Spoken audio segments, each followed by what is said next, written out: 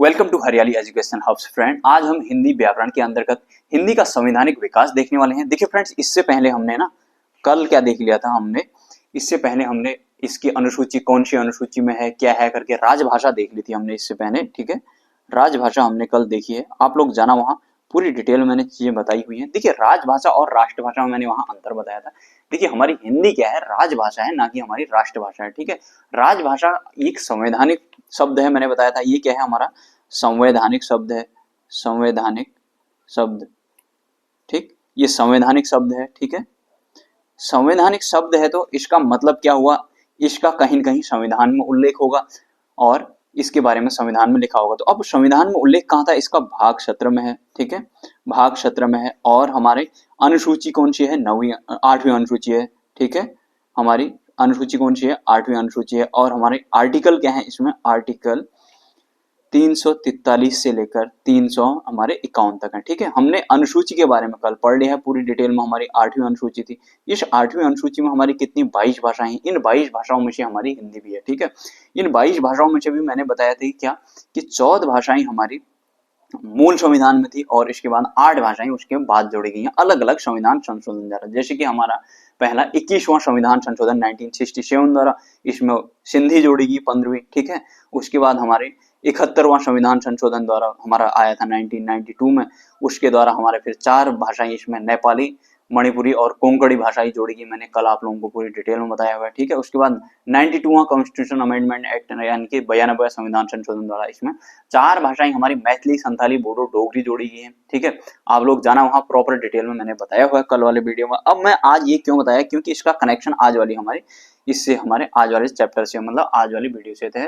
देखिए इसके अंतर्गत आज हम पढ़ने वाले हैं कि आर्टिकल कौन, इन आर्टिकलों में लिखा क्या क्या है। ये आर्टिकल 343 से लेकर आर्टिकल 351 तक। ठीक है, तो एक एक आर्टिकल लेकर चलते हैं और जो जो आर्टिकल हमारे इनमें से काम के हैं उन आर्टिकल को हम शॉर्ट में आपको मैं जो जो हमारे काम किए हैं उनको बताऊंगा, कि इसको ये ना थोड़ा इजी लैंग्वेज में आप लोगों को बता दूंगा। ये मतलब जो संविधान की भाषा होती है ना, ये पॉलिटी की भाषा थोड़ा टफ होती है, तो मैं कोशिश करूंगा कि आप लोगों के लिए थोड़ा उसको इजी करते हुए शॉर्ट में इन चीजों को देखेंगे कि हमारा है क्या क्या। ठीक है, आर्टिकल देखते हैं। सबसे पहले हम आर्टिकल 343 देख लेते हैं। आर्टिकल 343 को देखेंगे हम सबसे पहले। ठीक है, देखिए इसमें क्या लिखा है ना, संघ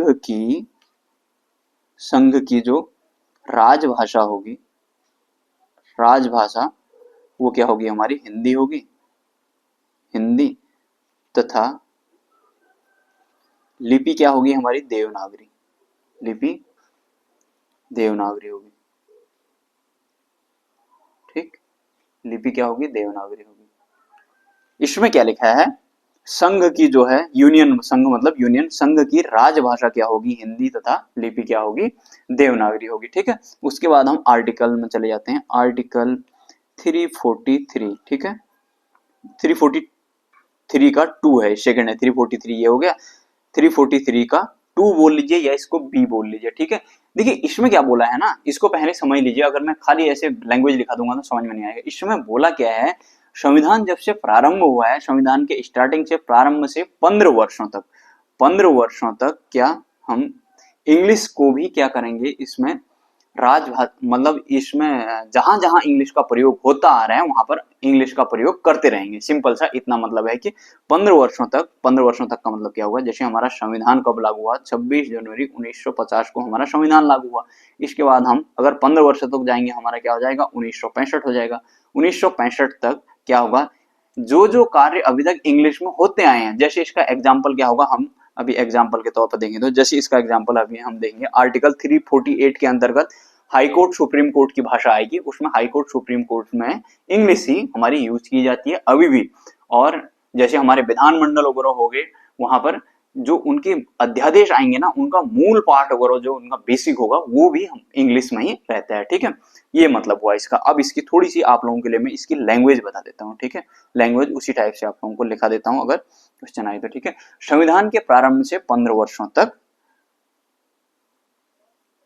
संविधान के प्रारंभ से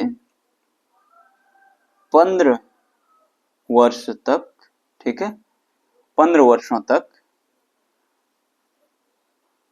15 वर्षों तक है, 15 वर्षों तक यानी कि 1965 तक उन सभी शासकीय प्रयोजनों के लिए उन सभी शासकीय प्रयोजनों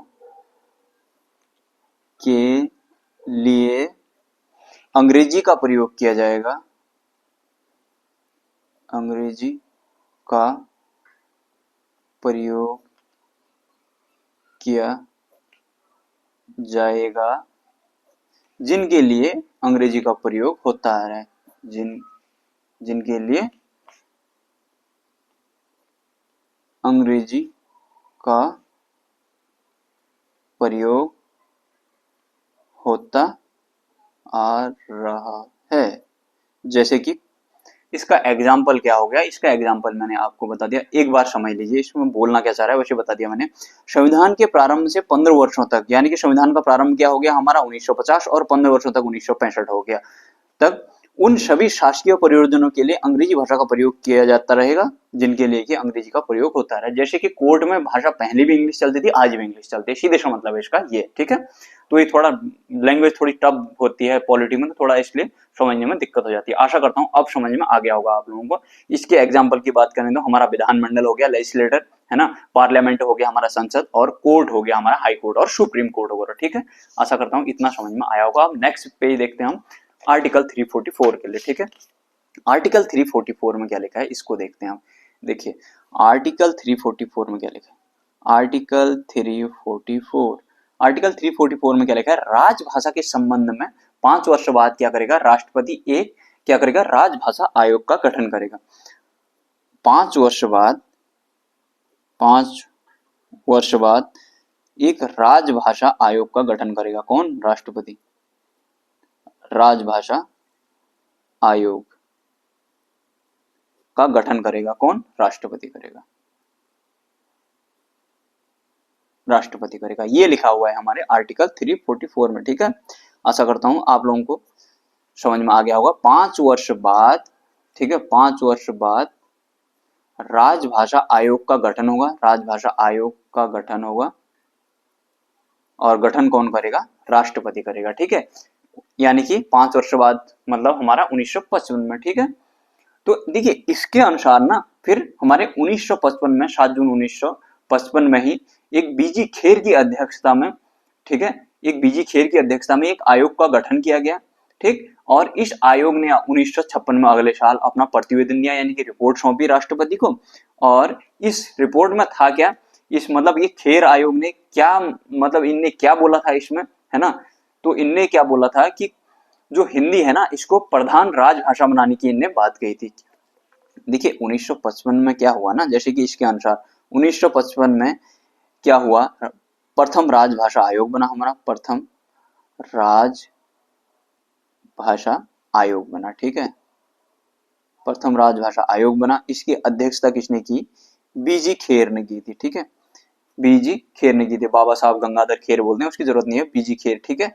बीजी खेर ने की थी और इसने अपनी रिपोर्ट राष्ट्रपति को कब दी, 1956 में दी। और इसमें इसने बोला क्या, इन्होंने इस आयोग ने क्या बोला, आयोग मतलब क्या हुआ, ये अध्यक्ष था और इसके सदस्य भी होंगे, ठीक है। पॉलिटी में पूरी डिटेल में देंगे, ठीक।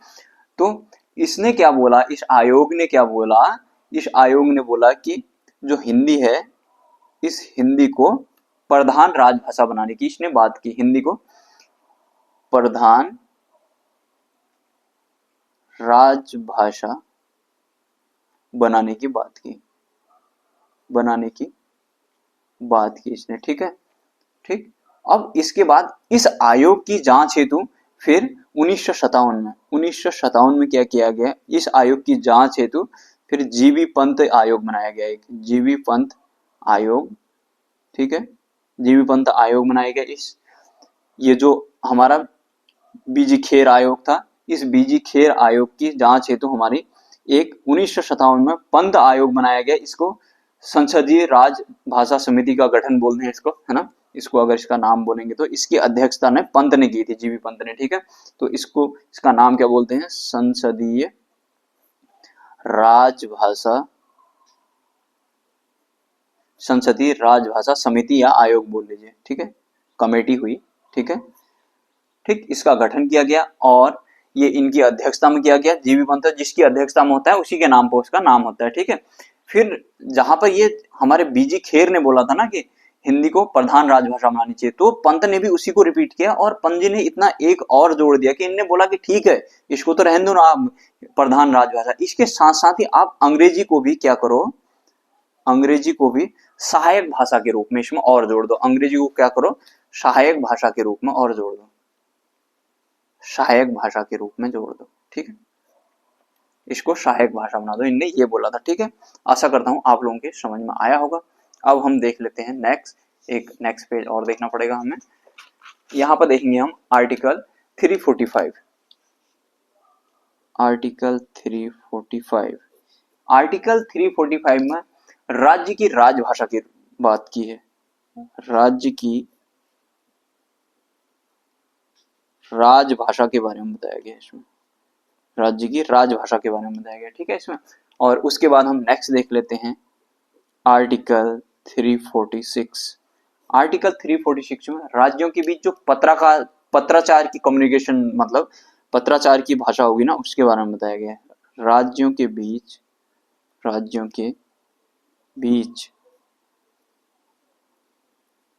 पत्राचार की जो भाषा होगी, पत्राचार की राजभाषा के रूप में, मतलब राजभाषा के बारे में इनने बताया, मतलब इस आर्टिकल में, ठीक है, इस आर्टिकल में ये लिखा हुआ है, ठीक है। फिर हम देख लेते हैं आर्टिकल 347, ठीक है, आर्टिकल 347 देखिए इसने क्या बोला है ना, आर्टिकल 347 ने इसने बोला है कि राज्य के अधिकतर जनसंख्या द्वारा जो भाषा प्रयोग की जा रही है उसको मतलब उसको राजभाषा घोषित करने की बात कही है इसने, ठीक है। अगर इसकी बात करें हम, राज्य की अधिकतर जनसंख्या द्वारा प्रयुक्त की जाने वाली भाषा, प्रयुक्त की जाने वाली भाषा को क्या, राजभाषा, भाषा को राजभाषा घोषित करने का उपबंध, ठीक, ये है इसके अंतर्गत हमारा, ठीक है। आर्टिकल 348 बहुत ज्यादा इंपॉर्टेंट है। ओ लाइट गई यार, चलिए काम चल जाएगा, थोड़ा ही बचा है, हमारे 2-3 आर्टिकल और बचे हैं। आर्टिकल 348, ठीक है, आर्टिकल 348 में क्या बोला है, बहुत इंपॉर्टेंट है, इसमें जो सुप्रीम कोर्ट तथा हाई कोर्ट की जो भाषा होगी उसके बारे में बताया है। मैं अंग्रेजी भाषा का प्रयोग, ठीक है, ये बताया गया हमारा आर्टिकल 348 में। देखिए इसमें लिखा क्या है ना, 348 के अंतर्गत यह लिखा है कि यह व्यवस्था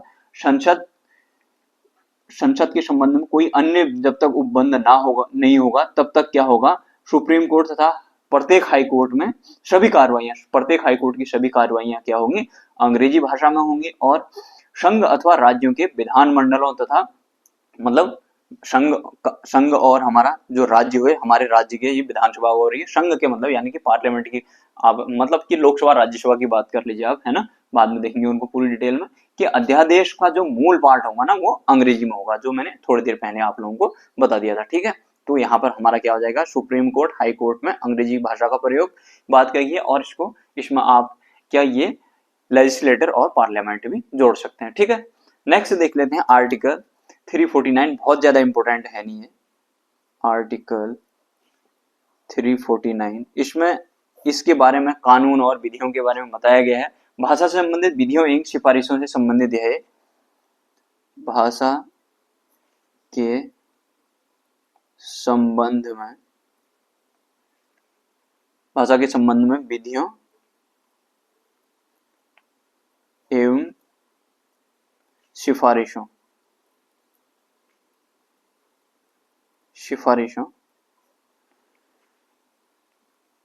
के प्रावधान से संबंधित है, बहुत ज्यादा इंपॉर्टेंट नहीं है, संबंधित, ठीक है। इसका कहने का मतलब क्या है, भाषा से संबंधित जो भी कोई विधि मतलब कानून होता है, देखिए भाषा से संबंधित जो भी विधि कानून बनाए जाएंगे या जो सिफारिशें की जाएंगी उससे रिलेटेड हमारी बात कही गई है आर्टिकल 349 में, ठीक है। अब हम इसके बाद नेक्स्ट देख लेते हैं आर्टिकल 350 और 351, बहुत ज्यादा इंपॉर्टेंट है हमारे, ठीक है। देखिए अगर आर्टिकल बात करें हम 350 की, आर्टिकल 350, देखिए इसमें क्या बोला गया है ना, अगर आम व्यक्ति, मैं पहले आपको बता देता हूँ इसमें बोला क्या गया, अगर सपोज मैं हूं आम व्यक्ति, कोई आम व्यक्ति है, अपनी भाषा को किसी अधिकारी को अभ्यावेदन में देने का अधिकार, मतलब अपनी भाषा में, सपोज मैं हूं, मैं किसी अधिकारी से, सपोज मुझे हिंदी या इंग्लिश नहीं आती है तो मैं अपने कुमाऊनी में अपनी लोकल भाषा में भी किसी अधिकारी को अगर अपना अभ्यावेदन दूंगा, तो अपना रिप्रेजेंटेशन कोई दूंगा, तो उसमें कोई अधिकारी मना नहीं कर सकता है। जैसे कि मैं किसी डीएम को अपना एप्लीकेशन अपने कुमाऊनी में लिख के दूं तो वो कभी उसको मना नहीं करेगा, ठीक है, उसको मना नहीं कर सकता है। तो यही बताया इसमें, आम व्यक्ति द्वारा अपनी भाषा में किसी अधिकारी को अभ्यावेदन देने का अधिकार, ठीक है। इसको लिख देते हैं हम, आम व्यक्ति द्वारा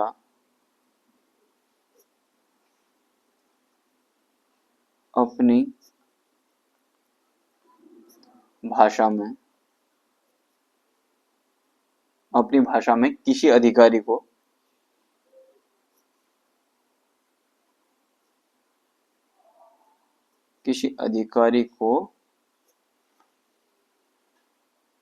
अभ्यावेदन देने का अधिकार, ठीक, अभ्यावेदन देने का अधिकार, ठीक है। उसके बाद हमारा बहुत ज्यादा इंपॉर्टेंट है ये भी, आर्टिकल 351 है हमारा लास्ट आर्टिकल। इसमें क्या बोला है, हिंदी भाषा का विकास एवं प्रचार प्रसार, बहुत बार पेपर में पूछा भी गया है, हिंदी भाषा का विकास एवं प्रचार, यहां पर लिख देता हूं हम, प्रचार प्रसार, ठीक है, ये दिया हुआ है हमारा आर्टिकल 351 में, ठीक है। देखिए ये हमारे हो गए सारे आर्टिकल। अब आर्टिकल 351 में ना, इसके तहत क्या बोला गया है, भारतीय भाषाओं को विशेष भाषा यानी कि शास्त्रीय भाषा का दर्जा देने का भी प्रावधान किया गया है। इसमें क्या किया गया है, भारतीय भाषाओं, भारतीय जो भाषाएं है ना, इनको क्या विशेष भाषाओं का दर्जा, विशेष भाषाएं, विशेष भाषाओं का दर्जा, यानी कि हमारी जो शास्त्रीय भाषाएं हैं, शास्त्रीय भाषाएं, ठीक है, शास्त्रीय भाषा का दर्जा, यहां लिख देता हूं, शास्त्रीय भाषा का दर्जा देने का अधिकार दिया गया है, अधिकार दिया गया है, ठीक है।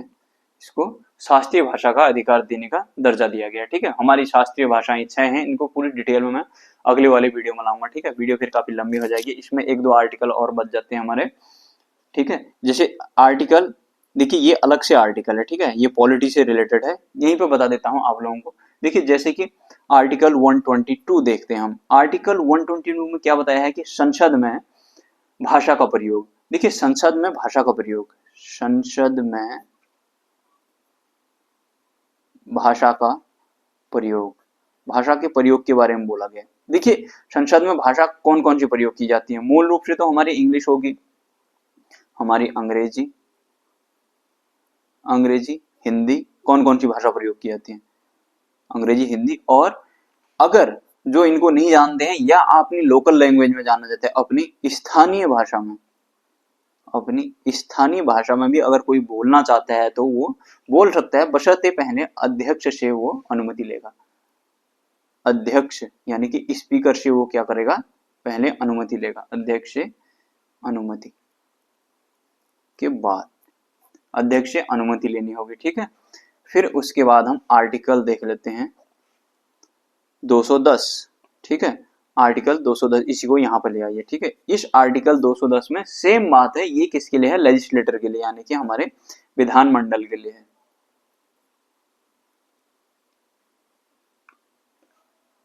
विधानमंडल, ठीक। विधानमंडल में भाषा का प्रयोग, ठीक।